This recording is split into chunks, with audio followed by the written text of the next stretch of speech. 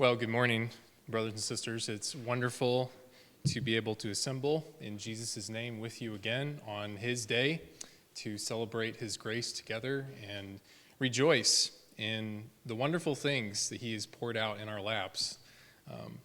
I encourage you to open your Bibles to the Old Testament this morning. Daniel chapter 1 is where we're going to begin. We're going to return to 1 Peter and the scripture that was just read for us by Bright a little bit later on toward the end, but we will be in the book of Daniel for the vast majority of today's sermon in this chapter. I want to ask you a question as we start. Do you think of yourself as an exile? Is that an identity that comes to your mind often when you're thinking about who you are and your place in this world? What is an exile? An exile, according to the dictionary, is someone who is in the state of being barred from one's native country, typically for political or punitive reasons. So an exile is somebody who is a fish out of water, somebody who is forced to live inside of a culture that person is not used to, that person wasn't born into that place. It didn't learn to speak those languages, and yet here he or she is now apart from that person's homeland. So an exile has to make a decision. Am I going to maintain the traditions and the language and the ways of my homeland, or am I going to adopt the language and the culture and the ways of the place in which I now find myself living in?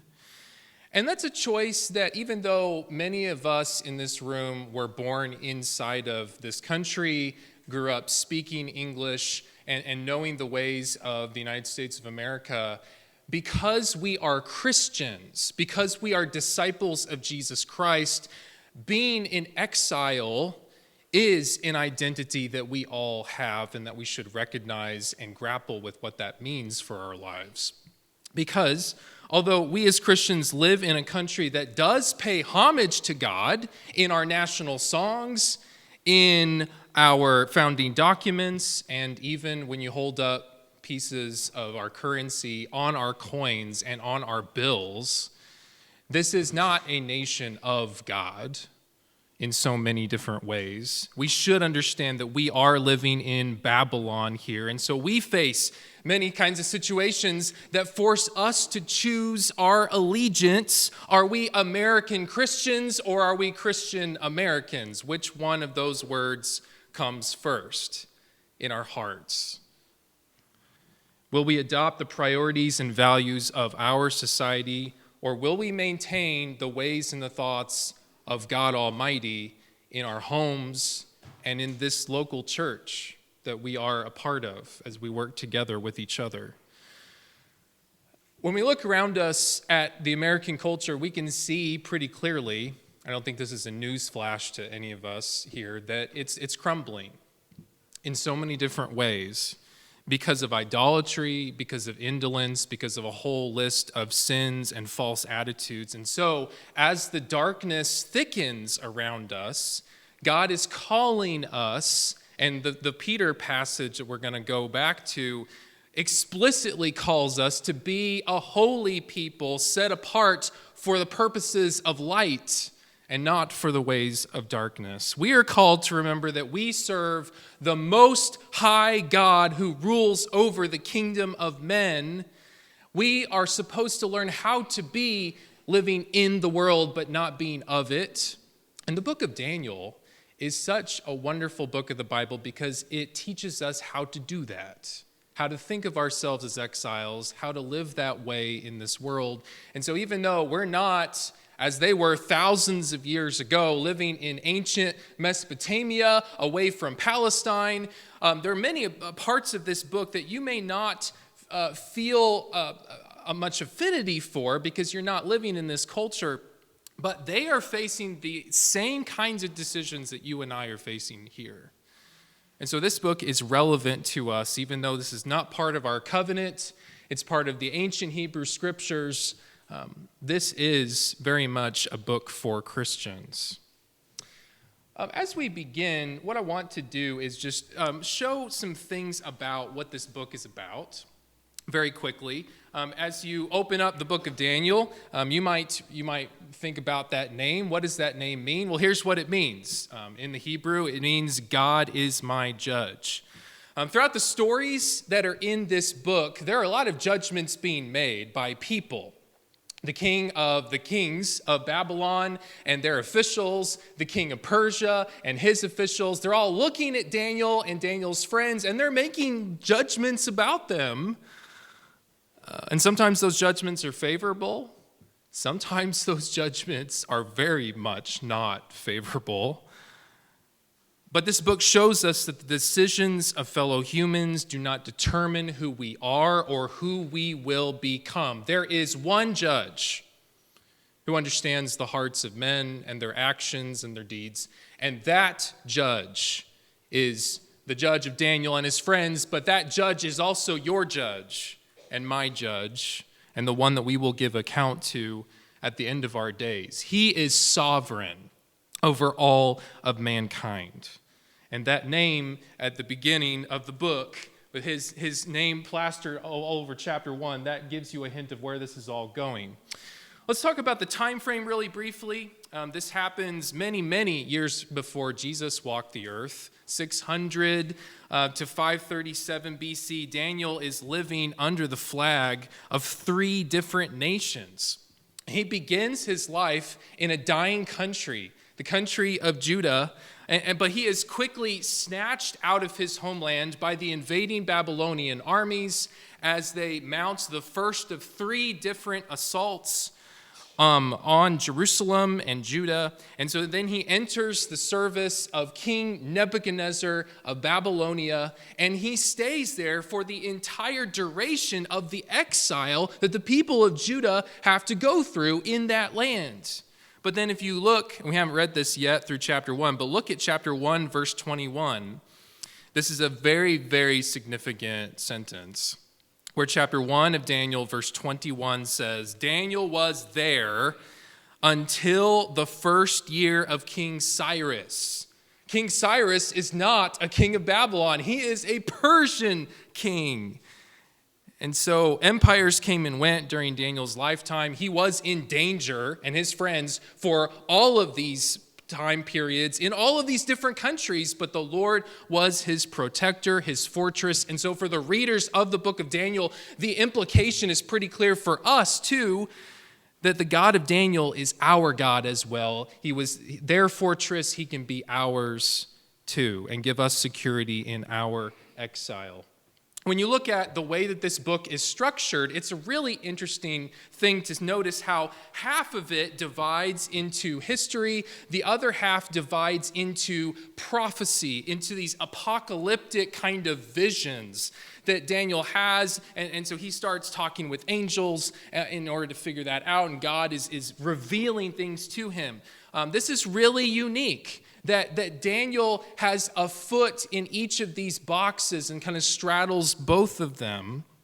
And so the first 6 chapters are telling us about how God ruled and exercised his dominion over the countries that Daniel lived in. And the last half of the book, 7 through 12, is all about how God is going to extend his sovereign rule forwards in time over the history that God's people were going to go through, even though they hadn't yet gone through it yet in the time of Daniel. But God is showing, hey, the whole scroll of history is completely unrolled right in front of me, and I can see what's going to happen in the lives of my people and in the lives of countries, and I rule over it all because I'm God. What a message they needed during a time when, as they lived moment to moment to moment, and they got up and they looked out in the street, and there's a Babylonian soldier beating the Jewish neighbor that they have, and they go to the marketplace and they get spit on for being a conquered people, and they get mocked for having a destroyed temple and religion. I mean, if you're a Jew getting up and living your day-to-day existence, it sure doesn't look like God's in control of anything. But Daniel is given this message, and he lives through these different events that he lives through in order to demonstrate that God is, and always has been, and always will be. And that's a message we need too. Something that I want to just briefly mention about the language that this book is written in. This is very unique, actually. Because if you look at chapter 2, verse 4, all the way to chapter 7, verse 28, that portion of the book is not written in Hebrew, which most of the Old Testament is written in, and the other parts of Daniel are written in Hebrew. But Aramaic, kind of like English today, is the international language of the world that a lot of people speak and use to communicate with each other. Aramaic was the dominant international language in that part of the ancient world. And so even though we don't exactly understand why precisely Daniel was written in this kind of way, there is this neat observation to make. When you read this book, keep your eye out for a phrase that's used 5 different times in Daniel. All peoples, nations, and languages. All peoples, nations, and languages. Sometimes that phrase is used by human kings or about human kings to talk about the people that they rule over. Sometimes that phrase is used by God to talk about the people that Jesus, his son, is going to reign over. But in light of that phrase, I think it's neat that this is one of the few books of the Bible that is written in different languages. By the way, the book of Ezra is the other book that does something like this too, if you're curious. So God is communicating in different time periods to different rulers in different tongues that he is God Almighty, and that none can be compared to him. He holds sway over the earth. And that, I believe, is the clear message of this book. This phrase, that the Most High rules over the kingdom of man, it's used about 4 different times in this book, 3 different times in chapter 4, once in chapter 5, in order to demonstrate his superiority. Everything comes back to this point. The powerful enemies of God, they huff and they puff against Daniel and Daniel's friends, but they can't blow the house down because Yahweh Almighty is standing before them. And so they are protected by God. They're used to broadcast his glory. God is in control.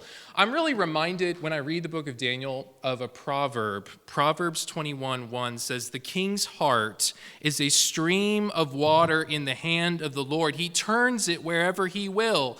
We clearly see that happening a lot in the book of Daniel. And since Daniel's time, Jesus Christ has ascended to his throne near the Ancient of Days. And so when we worship and serve him, we are serving this Most High God that Daniel and his friends served, the King of Kings. So let's enter into the study of this book. And in case you're wondering, yes, this is a series. We will be walking through the chapters of Daniel together, beginning here in chapter 1. But before we get there, I just want to say a couple more things about the world that Daniel and his friends were a part of, because I think this helps us understand this idea of exile and what this means for us. I want you to notice chapter 1 of Daniel, verse 1, where it says, "In the 3rd year of the reign of Jehoiakim, king of Judah, Nebuchadnezzar, king of Babylon, came to Jerusalem and besieged it." So, who is this King Jehoiakim that's mentioned in the opening lines of the book? What kind of a man is he? Well, he is one of the sons of Josiah, one of the best of the kings that Judah ever had, along with Hezekiah. And he's a direct descendant of David himself, a man after God's own heart. But even though he shares genetic material with these good men, he is nothing like them in his heart or his spirit. This is a man who did not love his Lord and did not love his neighbor as himself. Because this is a man, when you go and you read Jeremiah And I encourage you to read those on your own time.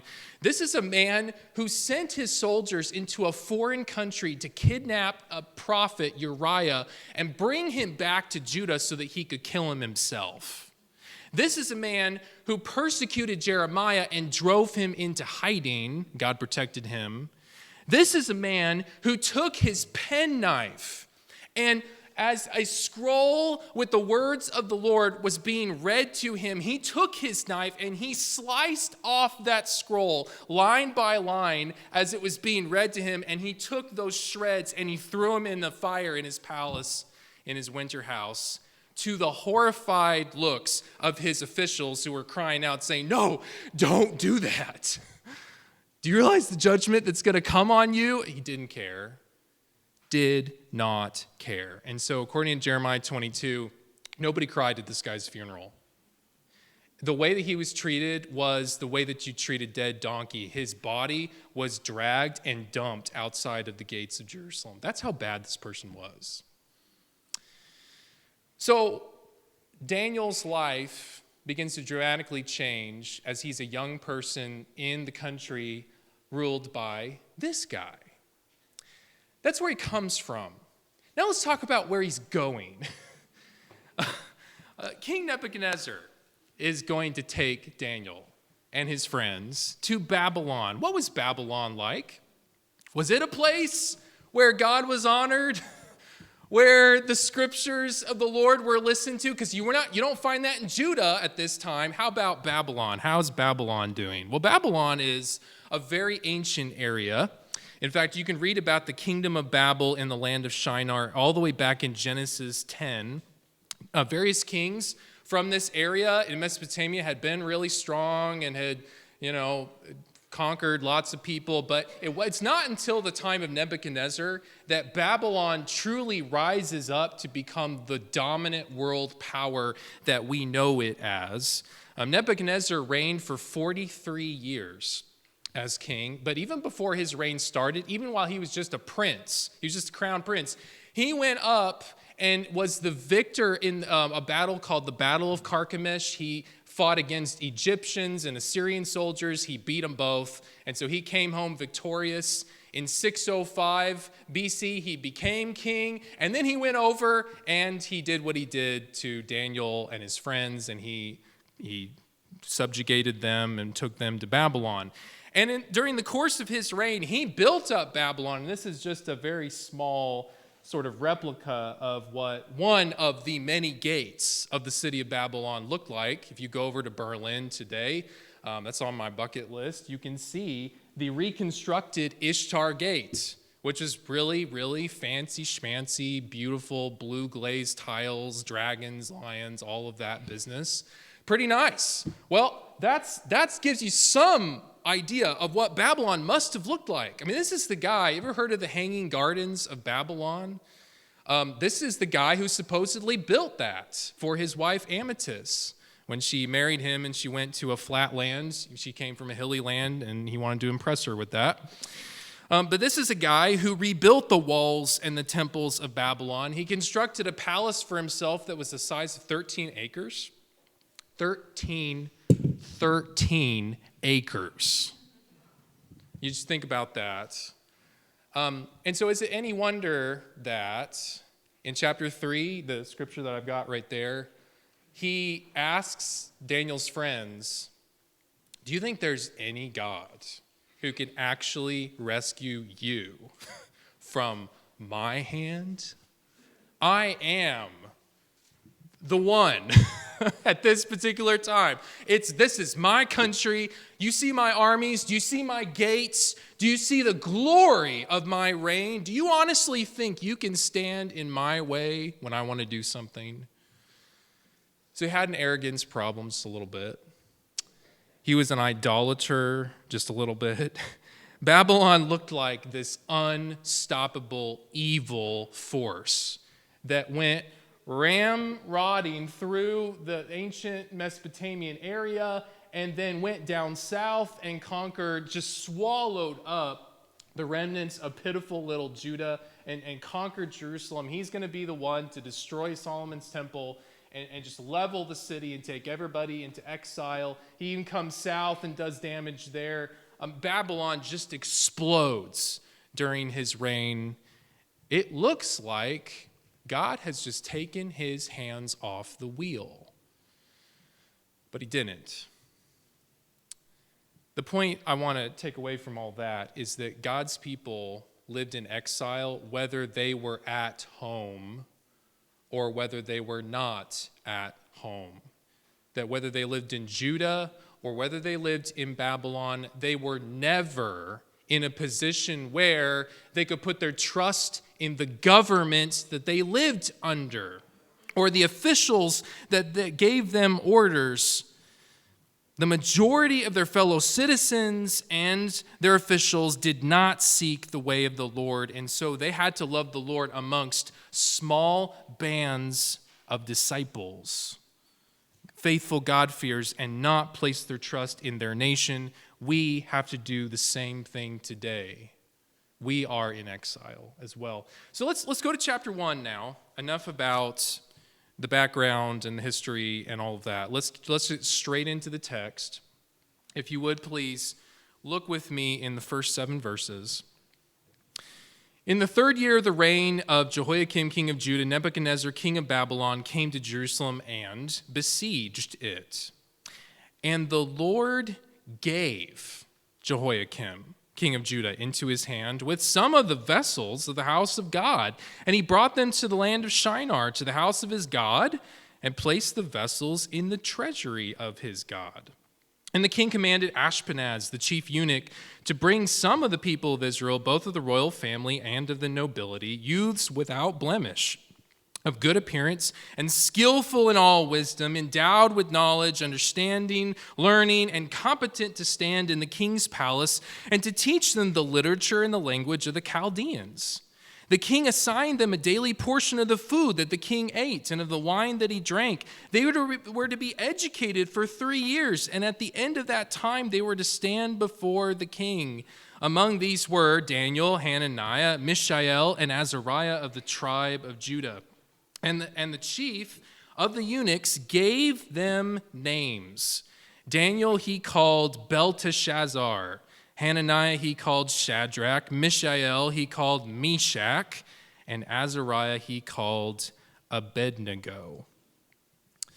And so when Nebuchadnezzar comes knocking at the door of Jerusalem, he does something here that's pretty typical for ancient kings to do when they are trying to wave the flag of, I'm bigger and badder than you are. What he does is he subdues Jehoiakim, he collects holy objects from the enemy temple, and he brings them over to his temple, and he puts them in his treasury as a way of saying, haha, my God beats your God. And you might remember that the Philistines tried to do something like that in 1 Samuel 5. They took the Ark of the Covenant, they put it in front of Dagon. How'd that go for Dagon? Not very well. And that gives you kind of a hint about where this is going for Babylon. It's not going to go very well for Babylon eventually either.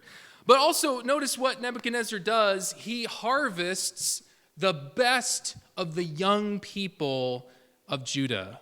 He takes the ones who are tall, dark, and handsome, and really, really smart, and really, really noble, and of noble birth, maybe some of the royal family. Definitely royal family, because they're mentioned there in verse 3. Both of the royal family and of the nobility.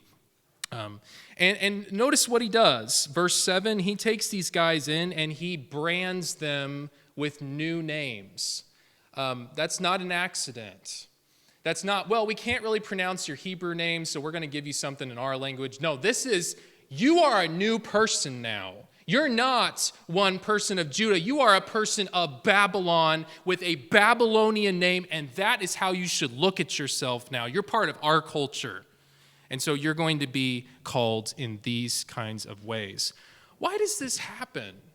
You know, if you're living through this moment or you're reading this book, you know, a question that bubbles to the surface is, do we not serve the King of Kings, the God of gods? How could this possibly have gone the way that it did? Doesn't he care about us? Well, notice what it says here in the text. It didn't say that Nebuchadnezzar did these things because his military and his leadership was better than Judah's military and Judah's leadership as far as the military strategy and all of that. It says that God gave these things into his hand. Why did God do that? Because God had been saying for years and years and years and years and years, all the way back to the time of Deuteronomy, if you sin flagrantly and you do it generationally, I'm going to need to do something about that. I want to bless you. I want you to have everything that is good for you. But if you turn your back on me, I can only wait so long before I have to pull the plug. And even then, he doesn't pull it completely. But he gives these people and these things into the hands of the king of Babylon. And so for 3 years, Daniel is tasked with learning the literature and the language of the Chaldeans. You see that in verse 4. What do you think that kind of education involved? Well, what was it like to be a Chaldean? What was the Babylonian curriculum? Well, a Chaldean was the same thing as a sorcerer. You see there, chapter 2, verse 2, there's a long list: the magicians, the enchanters, the sorcerers, and the Chaldeans. So Daniel would have learned all about the pagan art of divination. Daniel would have learned from the Babylonian textbooks about, well, when you see the migration of the birds go that way, then that means this, according to world events, and this is what that means for the future. And let's grab this animal liver and let's look at it and let's see. Well, that lobe, that thing right there means this is going to happen. He would have learned about the Babylonian way of interpreting dreams. Now, dreams are going to be a big thing in this book. He would have learned their perspective on that, the movements of the stars, all kinds of things like that. He would have learned the religious textbooks of Babylon. So the Enuma Elish, which we have access to, we dug it up over there in Babylon, their creation story, which is a very different creation story from what Daniel grew up learning about in the Hebrew Bible. He would have had access to the Epic of Gilgamesh, which we can read too. All these kinds of things he would have been thrown at. And so although Daniel does clearly draw a line later on in this chapter with something that he is not going to participate in, it's really interesting to me that he evidently did not draw a line here. He participates in Babylon while also maintaining his identity as God's man. Now, there's an application in here for us, because all of us living in a Babylon of our time, we are, to some extent, we're going to engage. We're going to participate in the world around us and the knowledge and the literature and the language around us. But so even though we don't share the goals and all the same perspectives as the scientists and the philosophers of our day and past history, we can learn from them, can't we?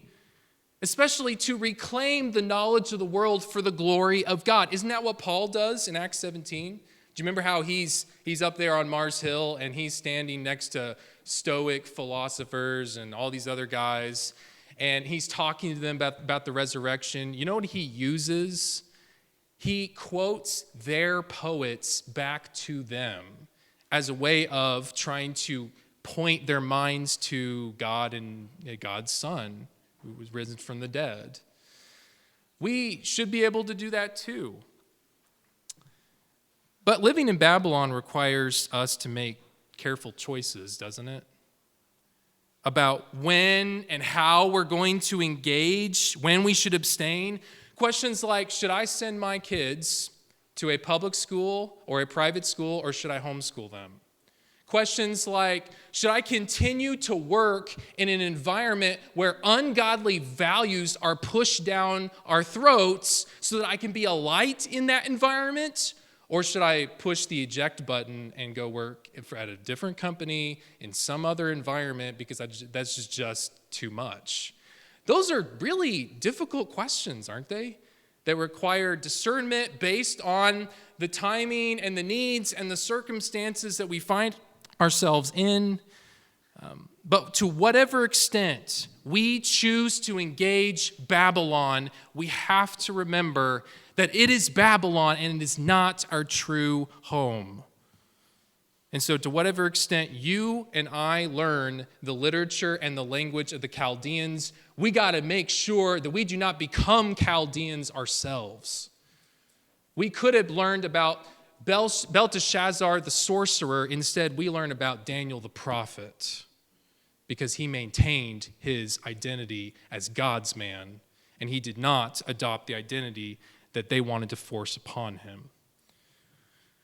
Another thing that God gave here is he gave Daniel favor in the eyes of his overlords. Pick up the text here in verse 8. But Daniel resolved that he would not defile himself with the king's food or with the wine that he drank. Therefore he asked the chief of the eunuchs to allow him not to defile himself. And God gave Daniel favor and compassion in the sight of the chief of the eunuchs. And the chief of the eunuchs said to Daniel, I fear my lord the king, who assigned your food and your drink. For why should he see that you are in worse condition than the youths who are of your own age? So you would endanger my head with the king. Then Daniel said to the steward, whom the chief of the eunuchs had assigned over Daniel, Hananiah, Mishael, and Azariah. Notice now we got the Hebrew names here, not the Babylonian names. Verse 12, test your servants for 10 days. Let us be given vegetables to eat and water to drink.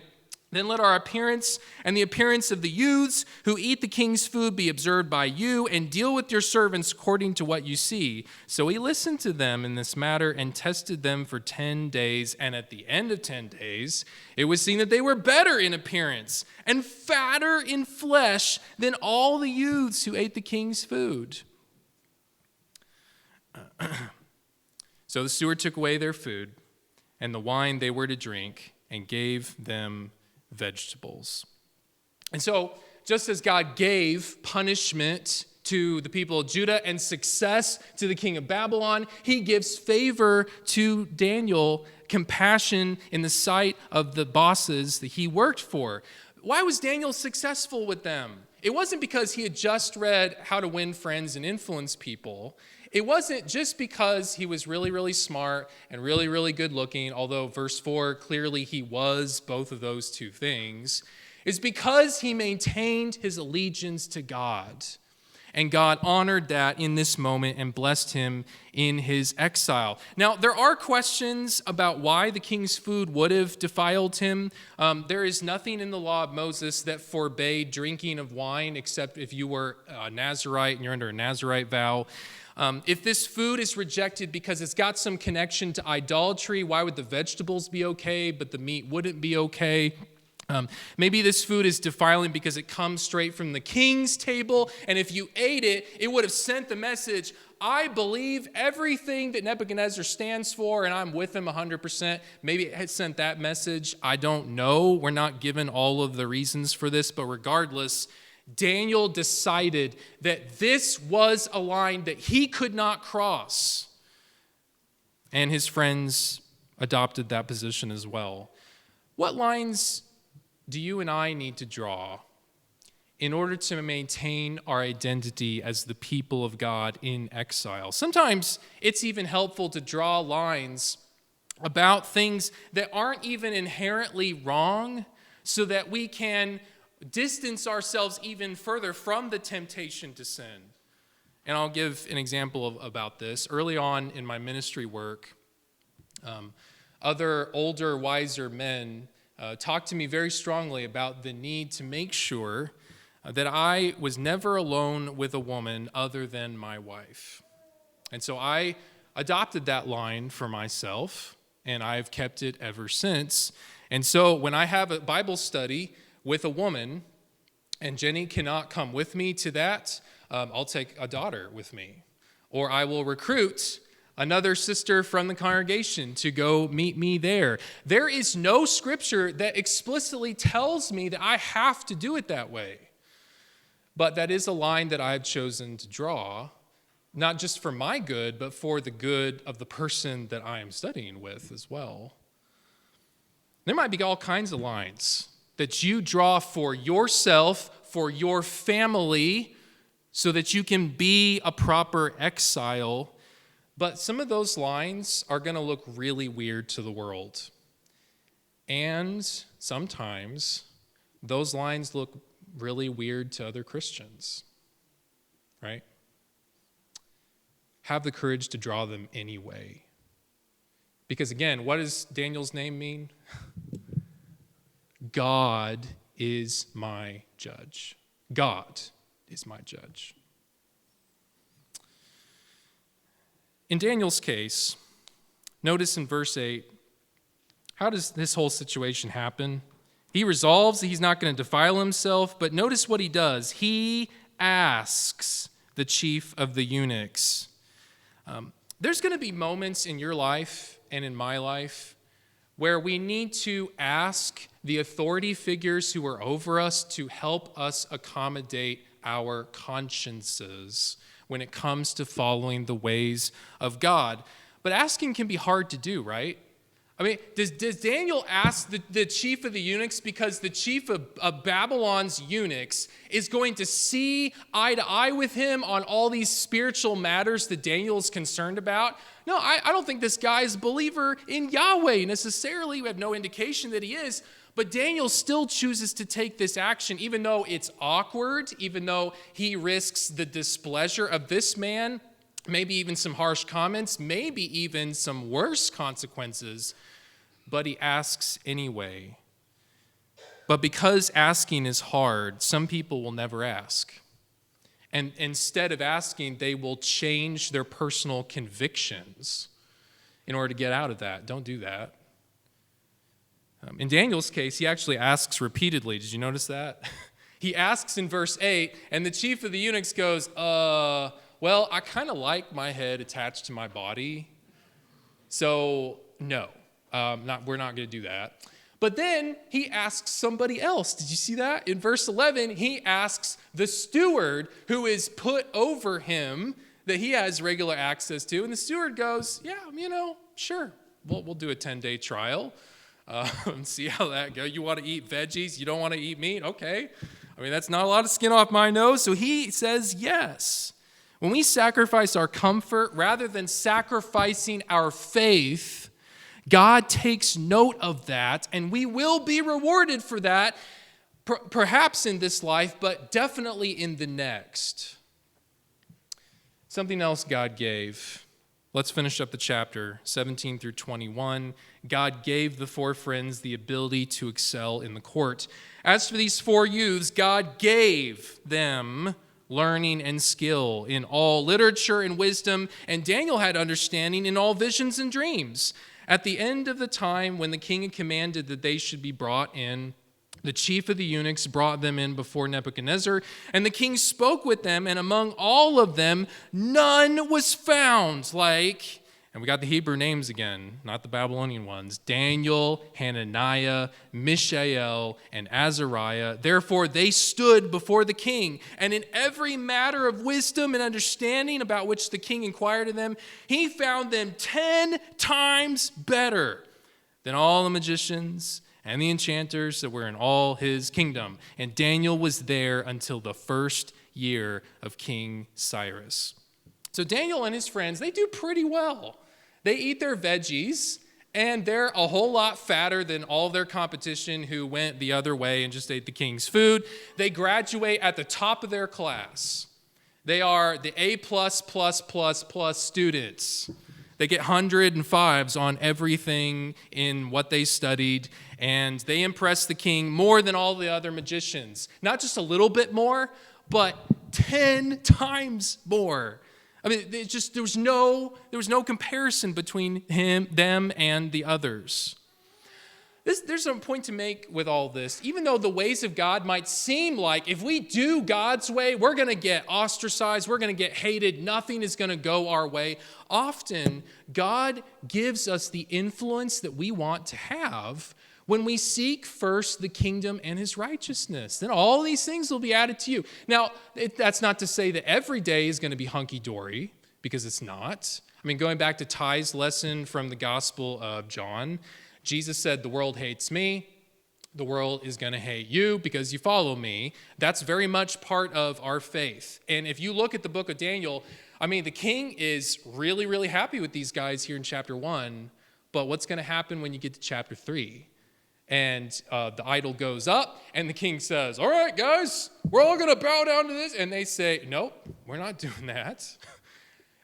His favor is going to turn to vicious anger at the drop of a hat. That's going to be our lives sometimes. Sometimes everybody's going to love you. Sometimes everybody's going to hate you.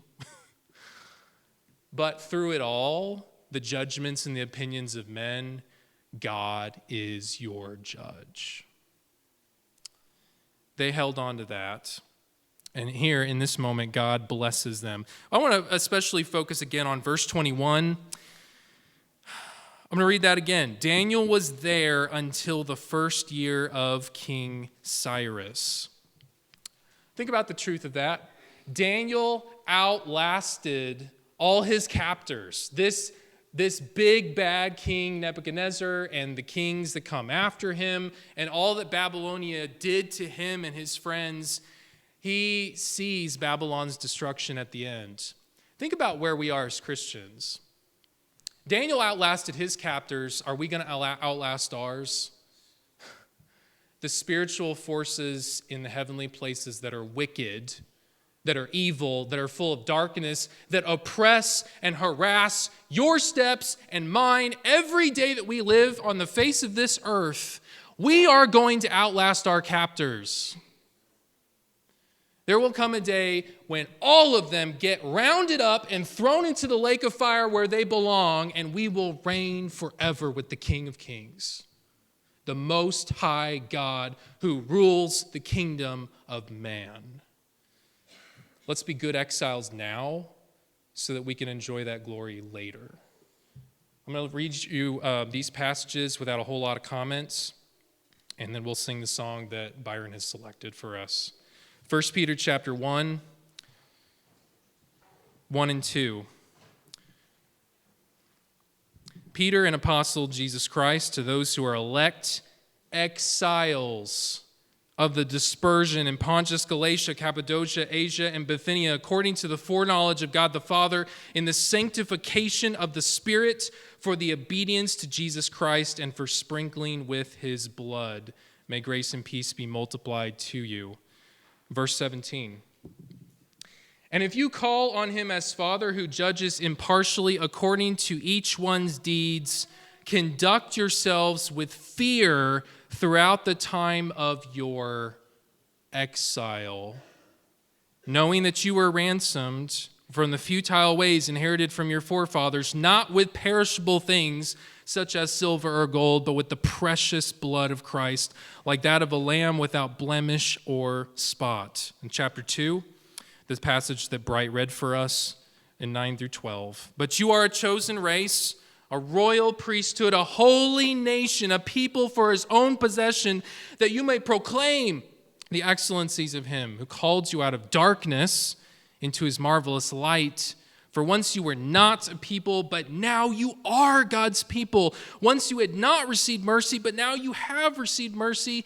Beloved, I urge you as sojourners and exiles to abstain from the passions of the flesh which wage war against your soul. Keep your conduct among the Gentiles honorable, so that when they speak against you as evildoers, they may see your good deeds and glorify God on the day of visitation. And finally, chapter 5, as Peter's closing out the letter, he says this. I love it. She who is at Babylon, she who is at Babylon, who is likewise chosen, sends you greetings, and so does Mark, my son. Thank you for your attention to the words of God. Let's stand up and sing the song that's been selected.